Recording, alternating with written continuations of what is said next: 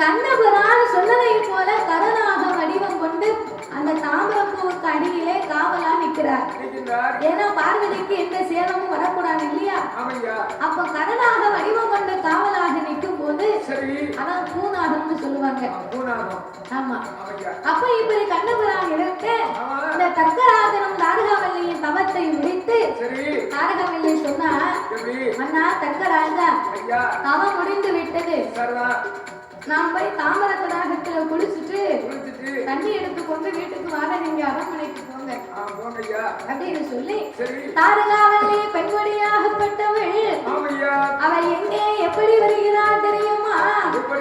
அந்த தர்க்கநெறி தாரகாவல்லி தர்க்கநெறி தாரகாவல்லி தாமர தாகத்துக்கு தரக்கு நாக்கு மஞ்சளோடு இடுப்பதில குடம்பெடுத்து அழைக்கு நடை நடந்து ஆசார நிகழ்ச்சி அண்ணன் போல நடை நடந்து அழகாக வருவான். செல்ல நடை நடந்து செல்ல நல்ல நடை நடந்து அவள சிங்கார கைகள் வீசி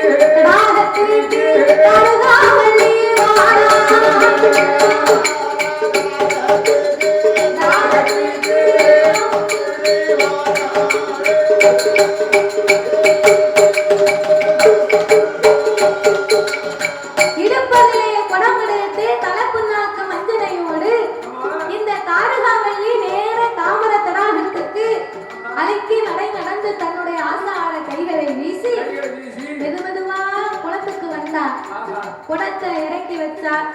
குடத்தை வச்சுட்டு குளத்திலே இறங்கி நீராடினார். கொண்டு வந்த மஞ்சளை குணமோடு பூசினார்.